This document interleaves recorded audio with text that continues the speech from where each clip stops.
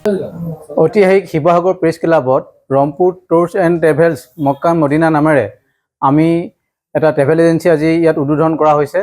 উক্ত অনুষ্ঠানৰ মুখ্য উদ্দেশ্য হৈছে উমৰা হজৰ কাৰণে উদ্দেশ্য এইটো খোলা আছে। লগতে আমি যিবিলাক যুৱক যুৱতী অৰ্থনৈতিকভাৱে পিছপৰা তেওঁলোকক অৰ্থনৈতিকভাৱে স্বাৱলম্বী কৰিবৰ বাবে এই উদ্যোগটোৰ লগতে গ্ৰহণ কৰা হৈছে।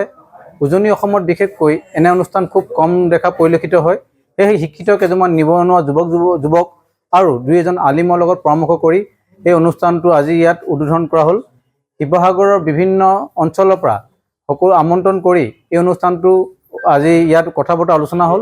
সকলোৱে দুৱা আৰু আশীৰ্বাদ কৰিব। এই অনুষ্ঠানটোৰ যোগেদি আমি অসমৰ ৰাইজৰ তথা মাতৃভূমিৰো সেৱা কৰিব পাৰোঁ।